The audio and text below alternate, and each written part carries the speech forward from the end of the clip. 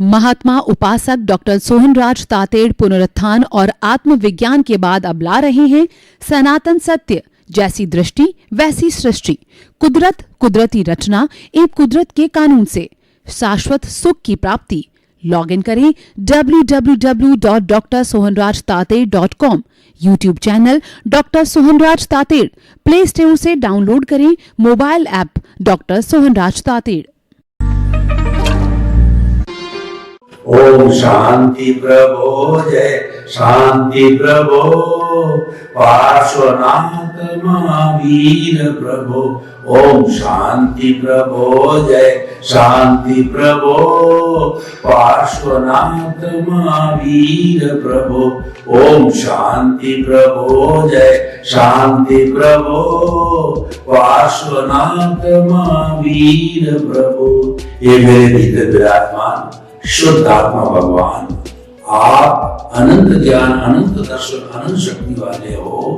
मुझे ऐसी शक्ति दो, जागृति दो, आशीर्वाद दो कि मेरे मन में किसी के प्रति बुरे भाव नहीं आवे, मैं किसी को दोषी नहीं देखूं, मेरे द्वारा किसी को दुख न हो और मेरा राग द्वेष हर क्षण घटता रहे, मेरा समभाव बढ़ता रहे, मैं किसी के प्रति अभिप्राय ओपिनियन नहीं दूं। हर जन्म में मेरे को मुक्ति के कर्म मिले और हर जन्म में मेरे को ज्ञानी पुरुष सद्गुरु मिले, ऐसी कृपा करो, शक्ति दो, जागृति। भाई और बहनों, मातृशक्ति को नमन। हमारा अति उत्तम विषय समय बड़ा बलवान, बहुत ही सुंदर विषय है कि अगर पूरा इस दोहे को बोले तो तुलसी इसका पूरा विस्तार से ऐसा कहा जाता है कि समय बड़ा बलवान, यानी कि व्यक्ति का कुछ नहीं होता है, समय बलवान होता है। तुलसी नर का क्या भला, और समय बड़ा बलवान, काबा लूटी गोपियां वही अर्जुन वही पान। देखिए तुलसीदास जी कहते हैं कि समय बलवान होता है, कर्म बलवान होते हैं, पुण्योदय पापोदय बलवान होते हैं, इसके ऊपर कोई नहीं होता है। देखिए अर्जुन जो है, उसका गांडीव धनुष जो है, लोग नाम सुन करके थर्रा जाते थे, और उसका जब बुरा समय आया तो उसकी प्रिय गोपियां हैं, उसको मीना लोगों ने लूट लिया और उनकी बेइज्जती करी, और वो गांडीव धनुष और विश्व का माना हुआ धनुर्धर जो अर्जुन कुछ नहीं कर सका। इसीलिए समय को नमस्कार है। तो इस बात का कहने का अर्थ क्या है कि व्यक्ति को ऐसी स्थिति पैदा नहीं करनी चाहिए कि उसकी जो है वो बेइज्जती हो जाए, या जो है वह अपने ही नजरों से गिर जाए। व्यक्ति अपनी नजरों से कब गिरता है? धूप छांव तो प्रकृति का नियम है। आदमी का life is struggle, struggle is life.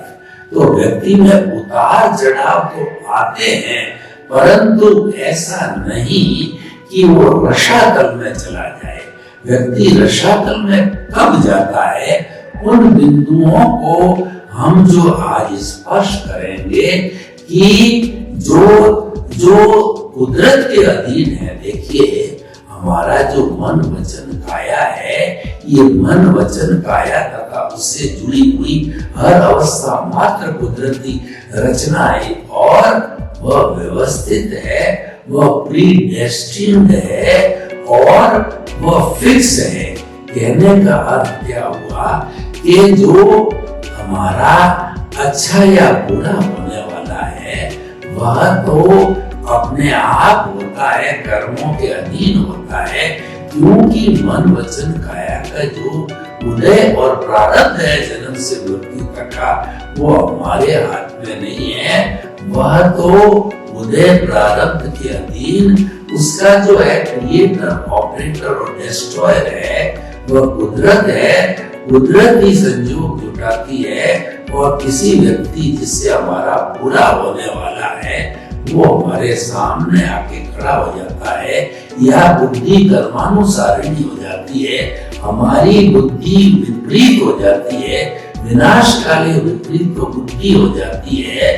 तो ये सारा जो है समय परिवर्तन होने के साथ होता है। समय परिवर्तन का अर्थ हो गया कि उदय और प्रारब्ध के अधीन है कि आपके कर्मों का उदय या प्रारब्ध जो है कैसा आ रहा है, ये जो है हमको देखने की बात होती है। तो भाई और बहनों, हम आपको ये बताना चाहते हैं कि वो कौन कौन से बिंदु है जिसके कारण हम जो है वो बहुत अधिक रसातल में गिर सकते हैं। जो धूप छाव चलती है, यानी जो कुछ भी उदय प्रारब्ध है वो अपना काम करेगा, उसके अंदर एक अतिरिक्त सांस लेने की भी हमारी जो है शक्ति नहीं है, हमको फ्रीडम नहीं है। परंतु हम ऐसे बुरी तरह से गिरे हैं कि सभी लोगों का हमारे पर से विश्वास उठ जावे, यानी कि जो हमारा रियल पुरुषार्थ है, जिसके अंदर की हम फ्री है, जिसके ऊपर कुदरत का कानून लागू नहीं होता है, यानी चेतना की जो शक्ति है वह, उसमें हमारी पूरी फ्रीडम है। और वो रियल पुरुषार्थ कहलाता है, वो हमारा भाव पक्ष है। यानी कि मैं ये बात कहना चाहता हूँ कि आपका अच्छा बुरा समय कैसा ही चलता हो, उदय प्रारब्ध कैसे ही चलता हो, लेकिन आप उसके साथ जुड़ो मत। यानी कि आप जो है ये जो हमारा जो चल रहा है, प्रकृति और पुरुष को अलग रखो। हमारा सदगुरु कहता है कि मैंने तुझे जो है पुरुष बना दिया है, तुम अब पुरुषार्थ करो। पुरुषार्थ क्या है कि प्रकृति और पुरुष को अलग रखो।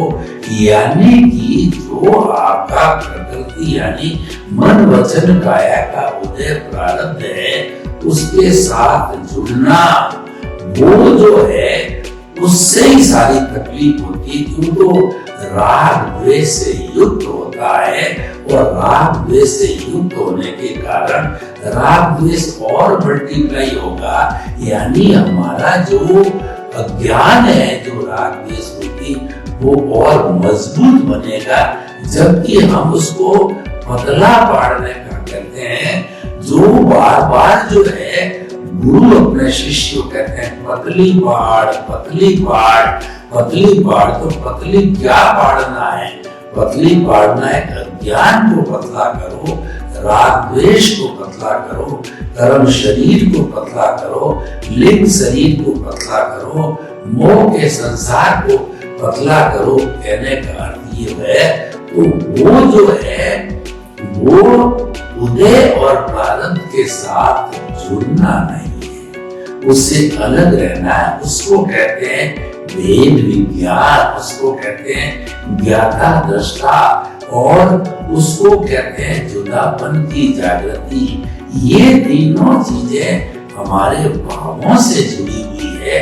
भावों के मामले में हम स्वतंत्र हैं। नए भाव कैसे डालने हैं? बीज अभी हमारे हाथ में है, हमने वपन नहीं किया है। वपन करने के बाद तो हम जो है पराधीन हो जाएंगे। यानी फिर तो हमारी मन वचन काया का उदय प्रारब्ध बनेगा जैसे होगा।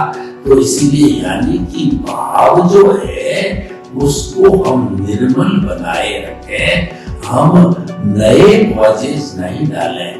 तो इसलिए मैं आपको उदाहरण देके बताना चाहता हूँ कि मान लीजिए कि हमारा जो पापोदय चल रहा है, और कोई व्यक्ति हमको पापोदय के अधीन जैसा उदय है उसके अनुसार हमको गाली गलौज, मार पीट, मुक्का थप्पड़ लाठी मारने के लिए आया है, तो हम अगर जो है हमारे पास में ज्ञान है तो उसकी एप्लीकेशन करो।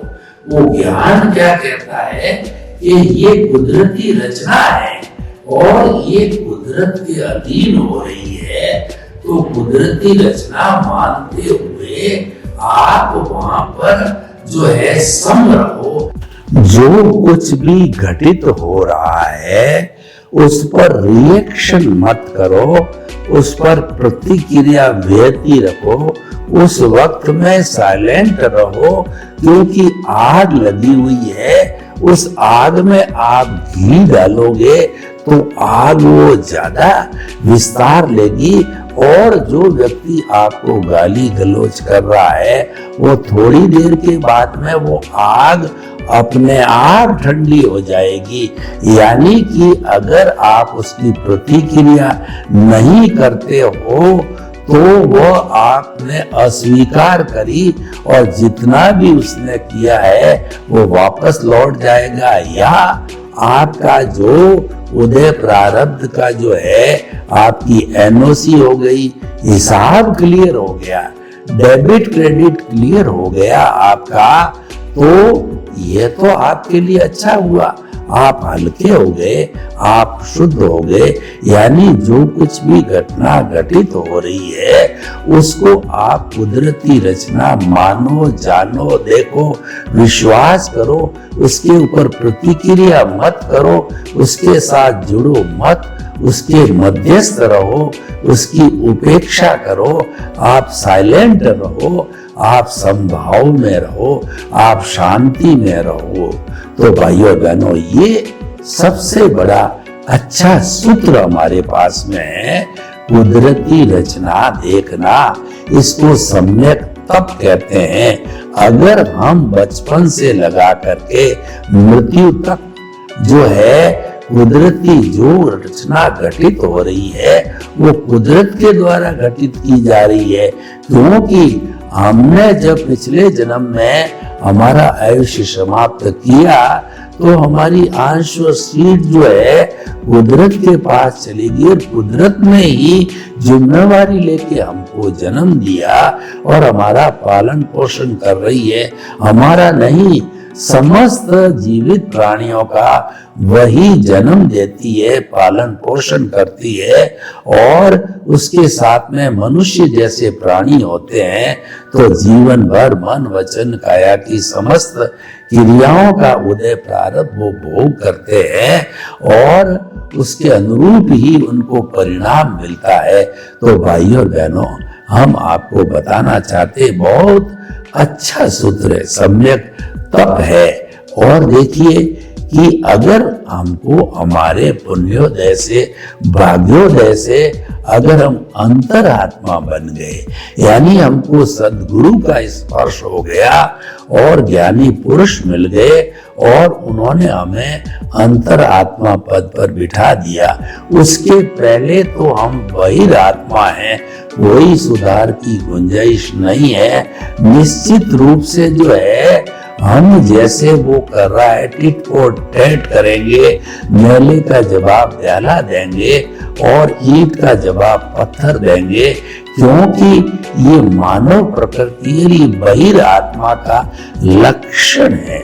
इसी कारण हम भवांतर में घूम रहे हैं, लेकिन अंतरात्मा का लक्षण अलग है, तो वह उस लक्षण के कारण जो है बच जाता है, क्योंकि अंतरात्मा होते ही जो हमारी प्रज्ञा जागृत होती है, एनलाइटनमेंट हो जाता है, हमारा पुनर्जन्म हो जाता है, हमको नई ट्रेनिंग मिलती है और प्रज्ञा बहन है वो हमारे को जो उदय प्रारब्ध चल रहा है हम जुड़ने की कोशिश करेंगे और वो खींच करके हमारे को केंद्र पे ले आएगी जहां प्रभु विराजमान है, और हम वह कार्य नहीं कर पाएंगे क्योंकि प्रभु का साम्राज्य है वहां पर अब आदेश प्रकृति का नहीं चलता है, आदेश पुरुष का चलता है, यानी हमारे नए भाव नहीं पड़ेंगे। ये अगर प्रैक्टिस हो जाती है, ये प्रैक्टिस भगवान महावीर ने की थी। महावीर ने जब जो दीक्षा ले ली थी तो उन्होंने देखा कि मेरे जो कर्म है और 23 तीर्थंकरों के कर्म है उससे भी मेरे भारी कर्म है। तो भगवान ने क्या किया कि उन्होंने अपने वो अंतर आत्मा पद पर आ गए और उन्होंने अपने प्रभु को जो है दर्शन केंद्र पर बिठा दिया, यानी वो आत्म प्रदेशों के अंदर चले गए। उन्होंने जो है प्रकृति और पुरुष को जुदा जुदा रखा। उन्होंने जो है वो आने वाले फोर्स के साथ में वो कभी नहीं जुड़े, उससे प्रभावित नहीं हुए। तो मन वचन काया उदय प्रारब्ध अपना काम करती रही और वह एनओसी आती रही और 12.5 वर्ष के अंदर पूरा जो है कर्मों की उदीर्ण होके कर्म जो है उदय प्रारब्ध में आकर के और वो समाप्त हो गए, यानी अकाउंट क्लियर हो गया। और 12.5 वर्ष के बाद के अंदर भगवान जो है उन्होंने 8वीं क्षपक श्रेणी ली। उसी समय से प्रभु जो है अपने औदारिक शरीर के अंदर जो है वो परमात्मा बन गए थे, भगवान बन गए थे। फिर 9वां 10वां गुण स्थान स्पर्श किया, 11वां को छोड़ के 12वें गुण स्थान में आकर के वो वीतराग हो गए। ये अंतर मुहूर्त के है। 8वें के बाद 9वां 10वां अंतर मुहूर्त का है, जो सबसे बड़ा जो समय जिसमें लगता है पहला मिथ्यात्व गुण स्थान है, उसके बाद में 5वां 6ठा और फिर जो है 13वां। ये जो है पहला 5वां 6ठा और 13वां ये ज्यादा समय के गुण स्थान है, बाकी सब अंतर मुहूर्त वाले हैं, यानी नेग्लेजिबल टाइम में वो पार करता रहता है। जो सबसे ज्यादा जो रुकता है वो 4थे 5वें और 6ठे, चौथा जो गुण स्थान है वो देवता वगैरह इस गुण स्थान में रहते हैं, यानी कि उनको जो है ये भ्रम रहता है। मिश्र गुण स्थान होता है तीसरा, और चौथा जो है वो अप्रत्याख्यानी गुण स्थान होता है। 5वें में श्रावक होता है, व्रतावर्ती होता है, और 6ठे में व्रती यानी साधु बनता है, और 7वां 8वां अंतर मुहूर्त का और 9वां 10वां अंतर मुहूर्त 11वां को छोड़ के 12वें में अंतर मुहूर्त हो गए, और 13वें में अंतर मुहूर्त के अंदर वो केवल ज्ञान को प्राप्त हुए। ये लंबा समय होता है और वो आयुष्य भोग करके, और 14वें गुण स्थान के अंदर जो है रिंग 5 शब्द बोले, जितने के अंदर आत्मा जो है वो शरीर का व्युत्सर्ग, पहले मन का व्युत्सर्ग, फिर वचन का व्युत्सर्ग और फिर काया का 2/3 की अवगाहना का व्युत्सर्ग है, वो होकर के और आत्मा सिद्ध बुद्ध और मुक्त बन जाती है। तो भाई और बहनों, हम आपको ये बताना चाहते हैं कि जो हमारी जो ये सारी जो प्रकृति है वो सब उसके साथ में पुरुष को जोड़ना नहीं, ये सबसे बड़ी साधना है। यानी कि हमको जो है वो कुदरती रचना देखना, मानना, जानना, ये सम्यक तप करते रहना चाहिए। सम्यक ज्ञान, सम्यक दर्शन तो अंतरात्मा बनते ही हमको हो जाता है, और जब केंद्र के अंदर भगवान विराजमान होते हैं तो सम्यक ज्ञान, सम्यक दर्शन उनके गुण होते हैं, तो गुणी से गुण अलग नहीं होता है।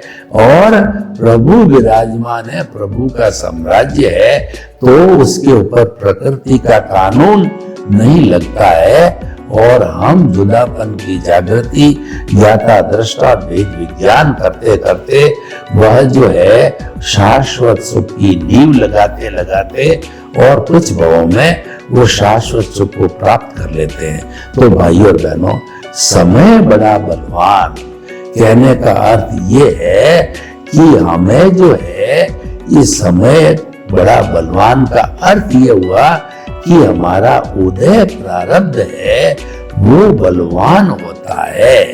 तो इसीलिए जो है ये कहा गया है कि रंगमंच यह जगत है, कर्म खिलावन हार, और नाना रूप बनाए के चेतन खेलन हार। यानी कि जो है हमारा चेतन है उसकी साक्षी से जो है वो ये हमारा जो शरीर रूपी है अलग अलग रूप बनाता है। जैसे कि रामायण और महाभारत के नाटक चले जाते हैं तो रामायण में राम है और सीता है, विभीषण है, रावण है, हनुमान है, बनते हैं और अपना रोल अदा करके चले जाते हैं। इस दुनिया में हम जन्म लेते हैं, मन वचन काया का हमारा उदय प्रारब्ध पूरा करके और एक समय आयुष्य आता है तो हम सभी इंसान की तरह चले जाते हैं। तो ये समय इसीलिए बड़ा कहा गया है कि ये समय के अनुकूल होता है, क्योंकि हमारा आयुष्य भी जो है वो समय के अनुकूल होता है। लेकिन उस समय के अंदर जो हमारा अधोपतन ना हो तो हमें क्या करना चाहिए कि हमें जो है कबीर जी की बात को याद रखना चाहिए कि सुख में दुख में सुमिरन सब करे और सुख में करे न कोई, जो सुख में सुमिरन करे तो दुख काहे को होए। इसका अर्थ ये हुआ कि दुख पड़ता है जब हम ईश्वर को याद करते हैं, सुख में हम भूल जाते हैं। तो जो सुख के अंदर भगवान को याद करते हैं तो उनके दुख आता ही नहीं है। कहने का अर्थ ये है कि केंद्र में हमारा जो प्रभु विराजमान है उसकी आज्ञा का पालन करना चाहिए। इसका मतलब ये है कि हमारी जो जागृति है कि जो है वो जागृति में कमी नहीं आनी चाहिए। प्रीति की जागृति और अनुभव, ये तीन फोल्डर जो हमारे को प्राप्त होते हैं उनका पूरा उपयोग करना चाहिए। प्रीति का अर्थ होता है कि जब हम जो है वो अंतरात्मा बनते हैं तो 100% हमारे को गुरु ये हमारे को अनुभव करा देता है कि मन वचन काया से मुक्त, ऐसा मैं शुद्ध आत्मा हूं और मन वचन काया कुदरती रचना है, मैं शुद्ध आत्मा हूं। मन वचन काया कुदरती रचना से मुक्त, ऐसा मैं शुद्ध आत्मा हूं। तो ये शुद्ध आत्मा की जागृति केंद्र में शुद्ध आत्मा विराजमान है और ये लो जल रही है, दिए की अखंड लो जल रही है। तो हमारा ध्यान इसके ऊपर रहना चाहिए। इसके ऊपर रहता है तो क्या होगा, हम प्रकृति के साथ नहीं जुड़ेंगे, यानी हम उदय प्रारब्ध के साथ नहीं जुड़ेंगे तो हमारा नए कर्म नए कॉज नहीं पड़ेंगे और हमारे को जो पुण्य की प्राप्ति होगी, हमारे को भक्ति भगवान की भक्ति करने में जो पुण्य मिलेगा वो हमको मोक्ष के लायक और सहायक मिलेगा। और अगर हम जो है वो केवल धार्मिक क्रिया के साथ में रहे, यानी मन वचन काया की शुभ प्रवृत्ति जो है वो बुरी नहीं है, परंतु शुभ प्रवृत्ति के साथ में हमारे जो है पुण्य और पाप का बंध होता है, यानी कि हमारे को मनुष्य गति और देव गति मिलती है। तो वो भी एक तरह का पुण्य है, सोने की बेड़ी है। तो अगर हम देव गति के अंदर चले गए तो आपको पता है कि मिनिमम 10,000 ईयर्स और मैक्सिमम 33 सागरोपम, जब इतना समय हम व्यतीत करेंगे तो हमारे पास समय कहाँ है। देखिए, मैं आपको उदाहरण देना चाहता हूँ कि मुझे अगर जोधपुर से बॉम्बे जाना है तो 2-3 तरह के व्यू पॉइंट के लोग होते हैं। एक तो ये देखते हैं मुझे तो आराम से जाना है, मैं तो लोकल ट्रेन से दृश्य देखता देखता जाऊंगा, तो ये व्यक्ति का मतलब संसार में भटकना है।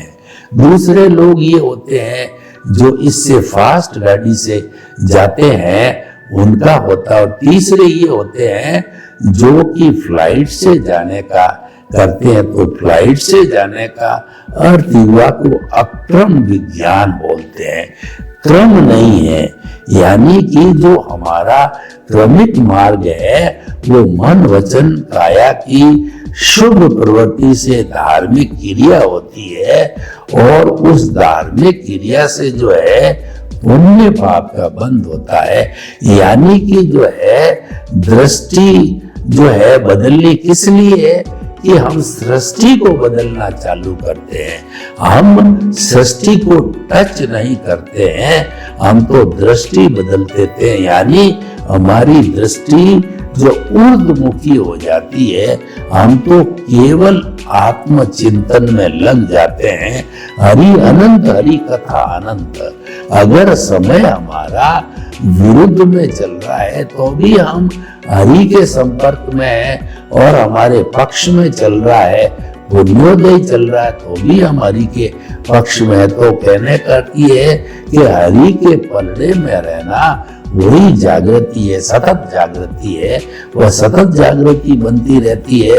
तो तीसरा जो हमारा ग्राफ होता है वो जागृति 15% होती है, प्रीति 100% होती है, और हमारा अनुभव 2% का जो ग्राफ बनना चालू होता है, और हम जागृति को 100% बनाए रखते हैं।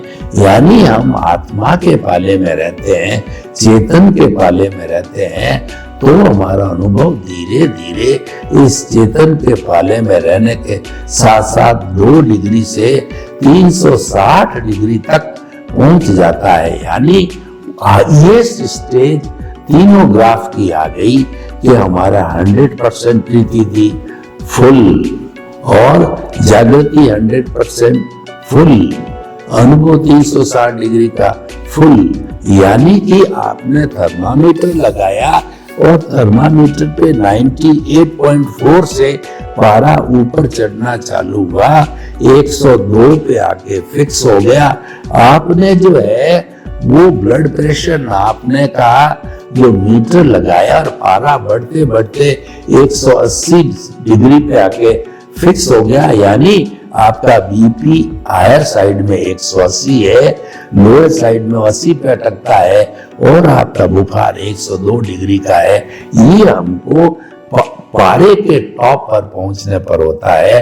तो पारा जब ऊपर टॉप पर पहुंच गया तो पहुंच जाने के बाद के अंदर जो है वो हमारा ये सारा जो है हमारा केवल दर्शन की स्थिति आ जाती है।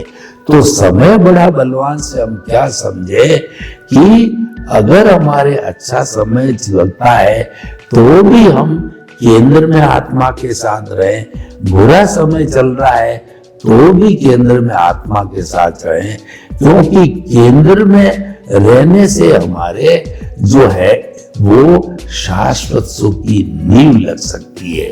केंद्र के साथ न रहने से शाश्वत सुख की नींव नहीं लग सकती, और नींव नहीं लग सकती है तो मानव जीवन का कोई उपयोग नहीं है। और जब हम नींव ही नहीं लगाए पाएंगे तो शाश्वत सुख कैसे मिलेगा।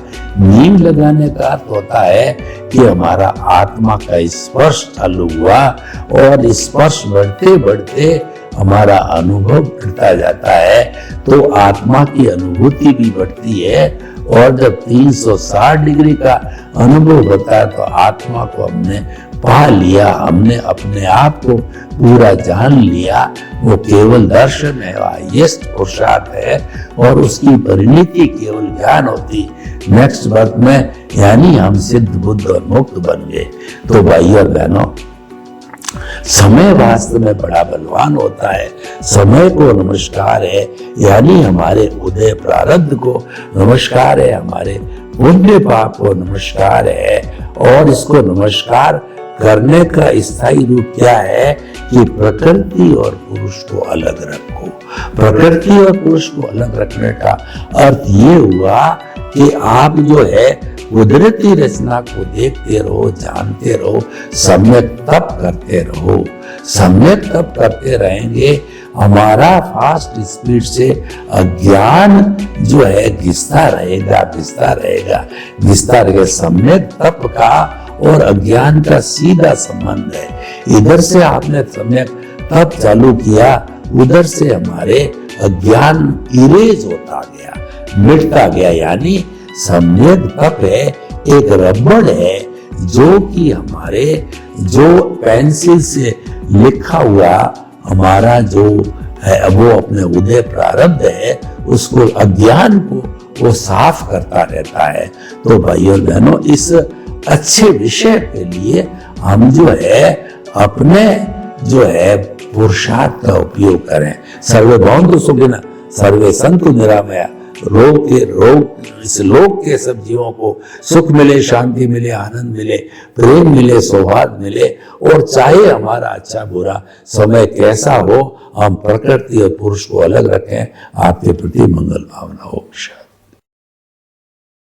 महात्मा उपासक डॉक्टर सोहनराज तातेड़ पुनरुत्थान और आत्मविज्ञान के बाद अब ला रहे हैं सनातन सत्य, जैसी दृष्टि वैसी सृष्टि, कुदरत, कुदरती रचना एवं कुदरत के कानून से शाश्वत सुख की प्राप्ति।